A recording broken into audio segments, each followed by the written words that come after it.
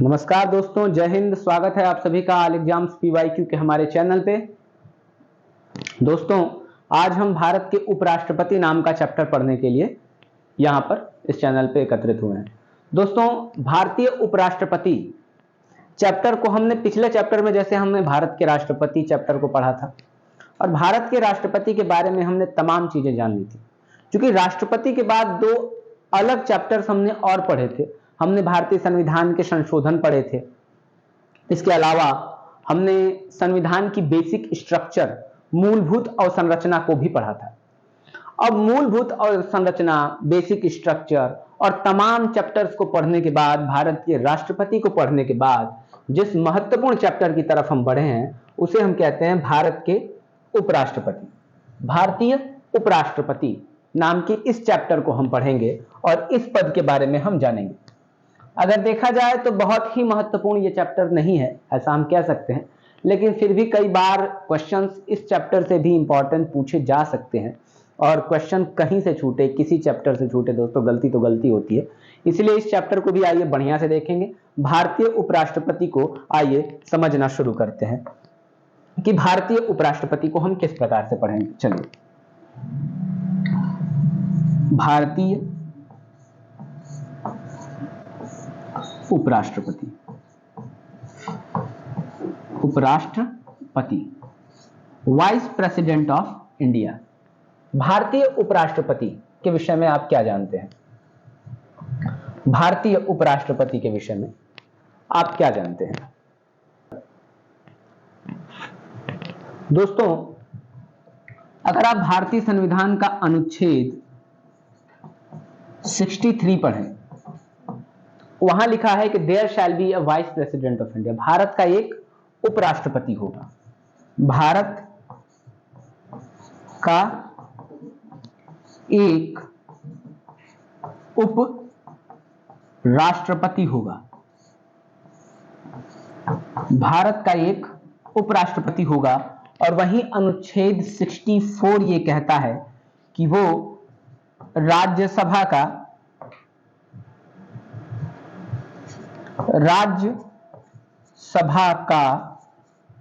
पदेन सभापति होगा।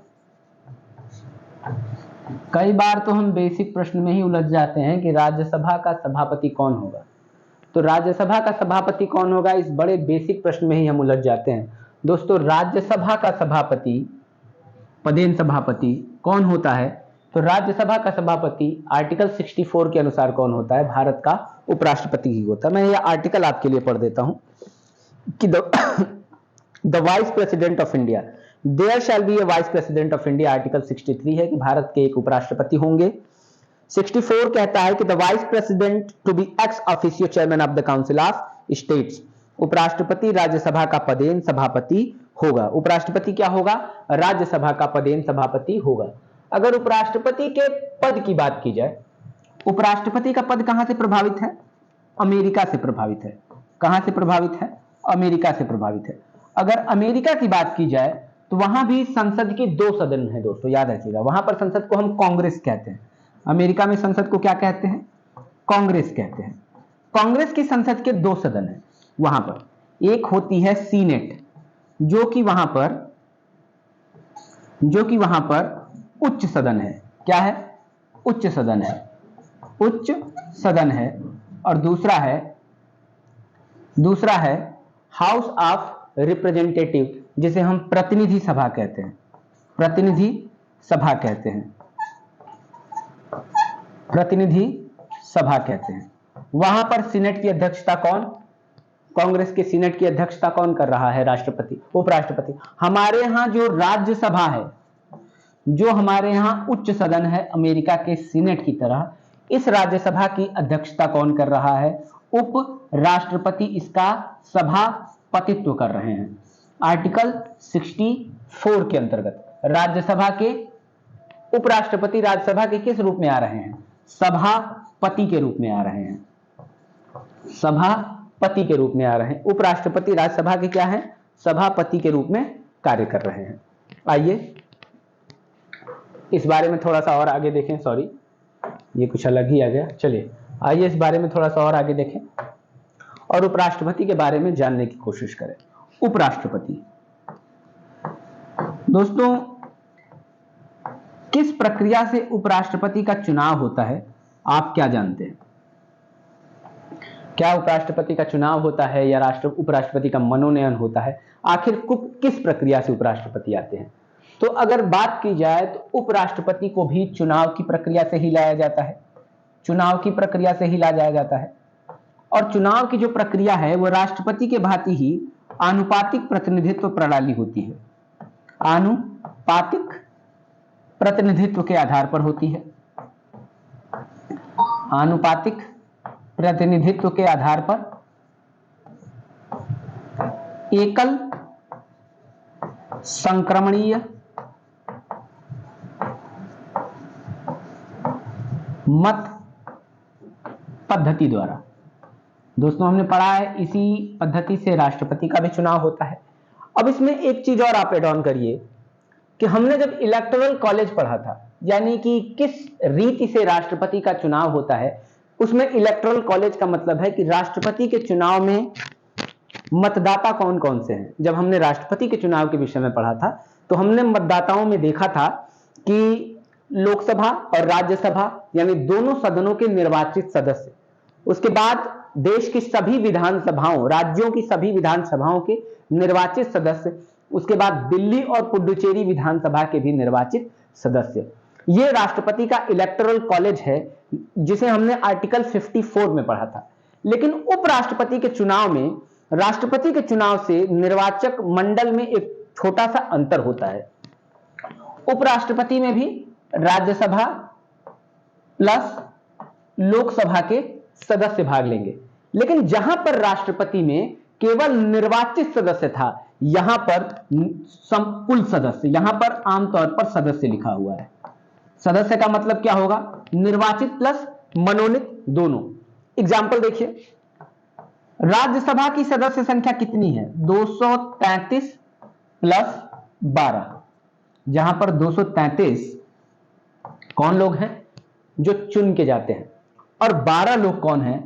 जिनका राष्ट्रपति कला, साहित्य, विज्ञान और समाज सेवा जैसे विभिन्न क्षेत्रों से मनोनयन करता है, मनोनयन होता है। अब आप सोचिए कि जब राष्ट्रपति के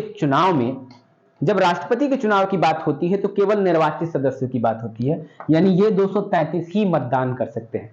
लेकिन जब उपराष्ट्रपति के चुनाव की बात होती है तो इसमें ये सभी, चाहे वो निर्वाचित हो या मनोनीत हो, ये सारे मतदान कर सकते हैं। यहां पर निर्वाचित सदस्य होने की कोई बाध्यता नहीं होती। एक और अंतर होता है राष्ट्रपति और उपराष्ट्रपति के चुनाव में।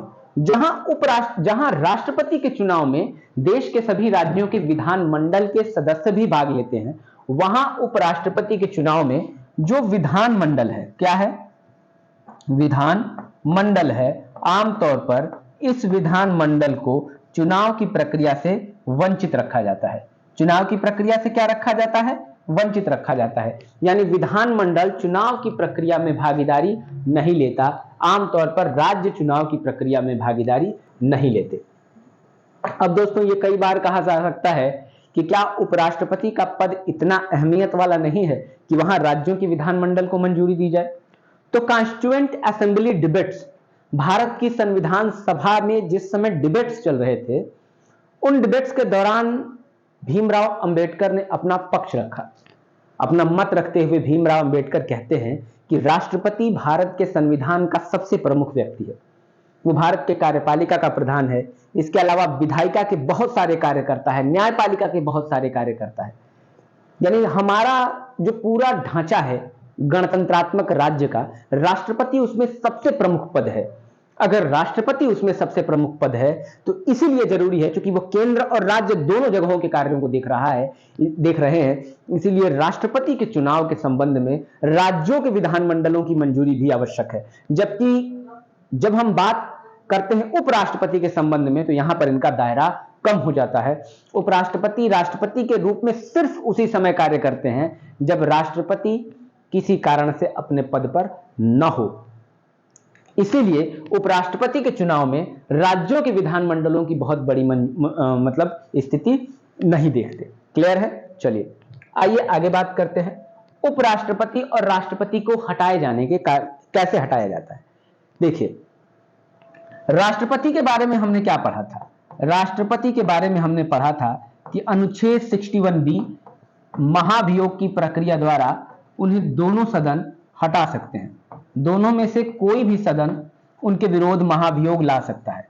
लेकिन उपराष्ट्रपति के संबंध में ऐसी कोई महाभियोग की प्रक्रिया उपराष्ट्रपति के संबंध में नहीं है।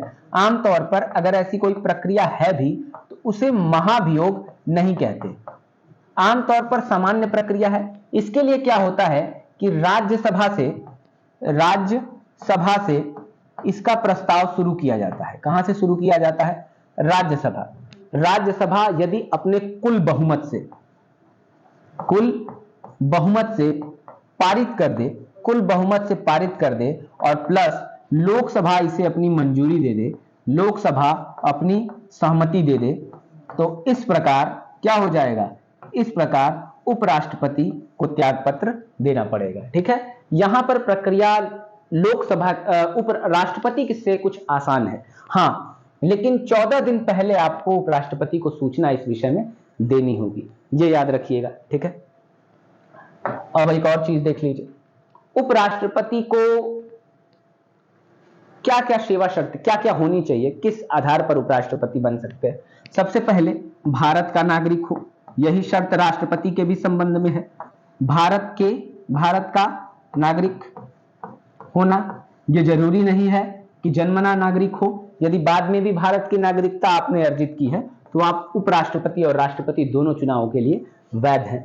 इसके बाद 35 वर्ष की आयु पूरी करते हैं। कितने आयु? 35 वर्ष की आयु पूरी करते हैं।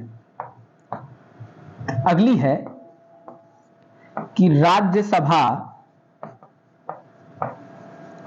के सदस्य निर्वाचित होने की योग्यता हो।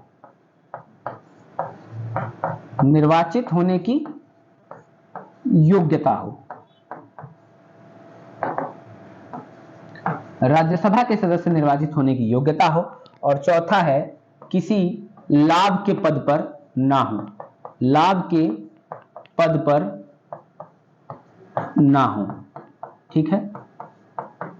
बाकी 3 तो आप समझ ही रहे हैं, भारत के नागरिक होने चाहिए, 35 वर्ष की आयु पूरी हो जानी चाहिए, कम से कम 35 वर्ष, राज्यसभा के सदस्य निर्वाचित होने की योग्यता होनी चाहिए, उसमें अर्हता, और लाभ के पद पर ना हो। अब लाभ के पद को डिस्क्राइब किया गया है कि लाभ के पद में आमतौर पर क्या क्या नहीं आएगा। अगर वो वर्तमान में भारत के राष्ट्रपति हैं या उपराष्ट्रपति हैं, क्या है? उपराष्ट्रपति हैं, या फिर इसके अलावा वो किसी राज्य के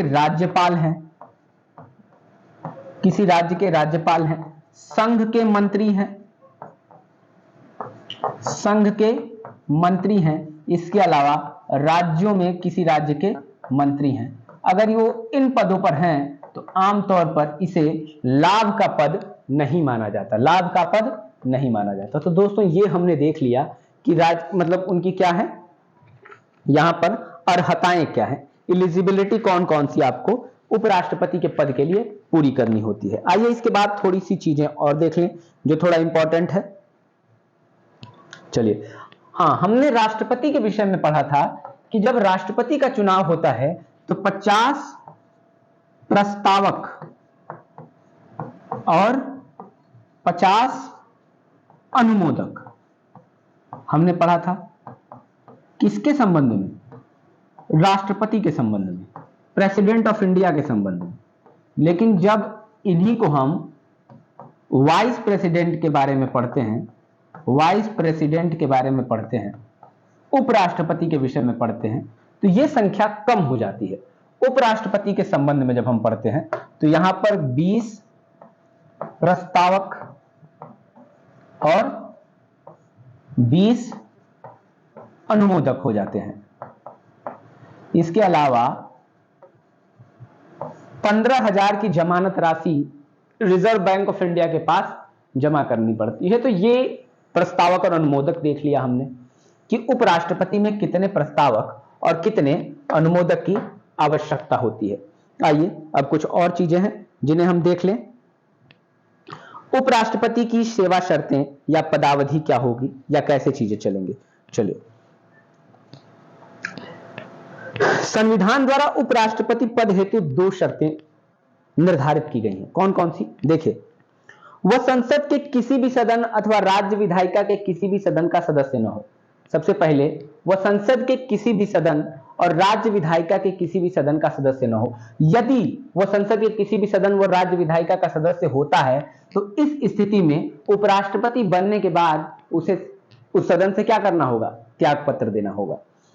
निर्वाचित होता है तो यह माना जाएगा कि उपराष्ट्रपति पद ग्रहण करने की तारीख से उसका पहला पद क्या हो गया? रिक्त हो गया। इसके अलावा वह किसी लाभ के पद पर न हो, और लाभ के पद को हम पहले ही क्या कर चुके हैं? डिस्क्राइब कर चुके हैं कि कौन सा पद लाभ के पद में आएगा और कौन सा पद लाभ के पद में नहीं आएगा। वह अपनी पदावधि में किसी भी समय राष्ट्रपति को त्याग पत्र दे सकता है। अपना त्याग पत्र किसको दे सकता है? राष्ट्रपति को। याद रखिएगा, राष्ट्रपति हमेशा अपना त्याग पत्र उपराष्ट्रपति को देते हैं और उपराष्ट्रपति अपना त्याग पत्र राष्ट्रपति को देते हैं। ये हमेशा आप याद रखिएगा। उपराष्ट्रपति राष्ट्रपति को त्याग पत्र देंगे और राष्ट्रपति उपराष्ट्रपति को अपना त्याग पत्र देते हैं। क्या देते हैं? त्याग पत्र की अगर बात की जाए, त्याग पत्र। ठीक है। अब दूसरी बात, उपराष्ट्रपति को शपथ कौन दिलाता है? उपराष्ट्रपति को शपथ कौन दिलाता है? शपथ कौन दिलाता है? जहां हमने राष्ट्रपति को पढ़ा था कि चीफ जस्टिस ऑफ इंडिया शपथ दिला रहे हैं, वो नहीं है तो सीनियर मोस्ट जज दिला रहे हैं। लेकिन उपराष्ट्रपति को शपथ कौन दिला रहा है? उपराष्ट्रपति को शपथ दिलाने का कार्य स्वयं राष्ट्रपति या उनके द्वारा नियुक्त कोई अन्य अधिकारी जिसको राष्ट्रपति नियुक्त करते हैं, कोई भी शपथ दिला सकते हैं। किसको?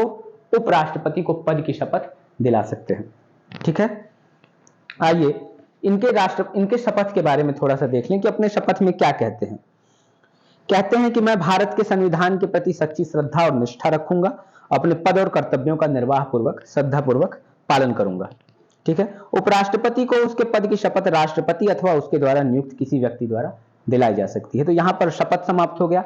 अब अगर पद रिक्तता देखें तो पद रिक्तता कैसे होती है? पद रिक्तता कैसे होगी?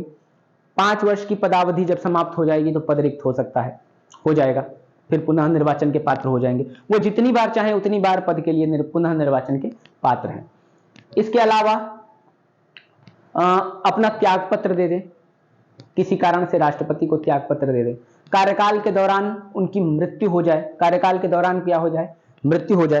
देखिए, कार्यकाल के दौरान कृष्णकांत एक उपराष्ट्रपति थे, श्री कृष्णकांत। अगर नाम नोट करना हो तो आप नोट कर सकते हैं। इनकी कार्यकाल के दौरान ही क्या हो गई थी? मृत्यु हो गई थी।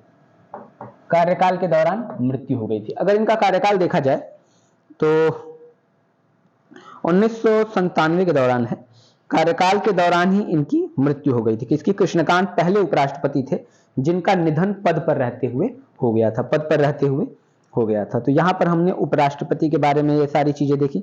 अगर देखिए किसी भी प्रकार का चुनाव में अगर विवाद हो गया, तो अगर किसी प्रकार का चुनाव में विवाद हो गया तो इन सभी का निर्णय कौन लेता है? उच्चतम न्यायालय, सुप्रीम कोर्ट ऑफ इंडिया। और यही राष्ट्रपति के संबंध में भी निर्णय लेती है। कौन? Supreme court of India.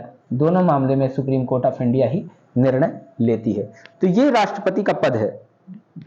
देखिए, जैसा कि हम देख रहे हैं कि भारत बहुत बड़े पैमाने पर कुछ चीजों को ब्रिटेन से लेता है, कुछ चीजों को संयुक्त राज्य अमेरिका से लेता है।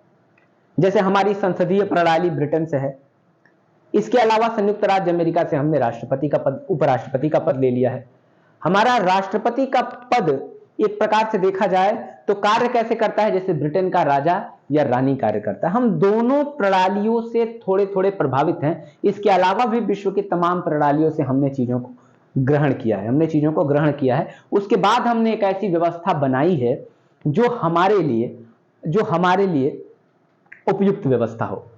अगर देखा जाए सभापति, राज्यसभा के सभापति के रूप में उपराष्ट्रपति उसी प्रकार की शक्तियों का प्रयोग करेंगे जिस प्रकार की शक्तियों का प्रयोग लोकसभा के अध्यक्ष लोकसभा के अध्यक्ष के रूप में करते हैं। एक अंतर अगर देखा जाए दोनों के बीच में क्या है, तो चूंकि हम जानते हैं कि लोकसभा एक प्रभावी सदन है, लोकसभा जिसे प्रायः क्या कहा जाता है, प्रायः प्रथम सदन कहा जाता है, भले ही वो निम्न सदन है लेकिन प्रथम सदन है और कई मामलों में उसकी शक्तियां अधिक हैं। अगर किसी समय संसद का संयुक्त अधिवेशन हुआ किस आर्टिकल के तहत, आर्टिकल 108 के तहत, आर्टिकल 108 के तहत अगर संयुक्त अधिवेशन हुआ तो इस संयुक्त अधिवेशन की अध्यक्षता किसी भी हाल में सबसे पहले कौन करता है, इसकी अध्यक्षता करते हैं लोकसभा के अध्यक्ष। लेकिन दोस्तों किसी समय लोकसभा के अध्यक्ष ना हो तो फिर होंगे दूसरे नंबर पे लोकसभा के उपाध्यक्ष। लेकिन अगर कहूं कि लोकसभा के उपाध्यक्ष भी ना हो तो फिर होंगे राज्यसभा के उपसभापति। यानी राष्ट्रपति को एक सभापति के रूप में अध्यक्षता करने का अवसर नहीं मिल रहा है, राष्ट्रपति को सभापति के रूप में अध्यक्षता करने का अवसर नहीं मिल रहा है, क्योंकि वो उपराष्ट्रपति को नहीं मिल रहा है क्योंकि वो सभापति भले हैं लेकिन उससे पहले वो भारत के उपराष्ट्रपति भी हैं, इसीलिए सभापतित्व करने का अवसर नहीं मिल रहा है। बाकी अन्य मामलों में देखा जाए तो लोकसभा जैसे अपने सदन को लोकसभा अध्यक्ष चलाता है, राज्यसभा के सभापति राज्यसभा के सदन को चलाने के लिए जिम्मेदार हैं, राज्यसभा के नियमों के अनुसार कार्य करते हैं, ये तमाम चीजें उपराष्ट्रपति करते हैं। तो दोस्तों एक प्रमुख चैप्टर के रूप में हमने उपराष्ट्रपति को पढ़ लिया।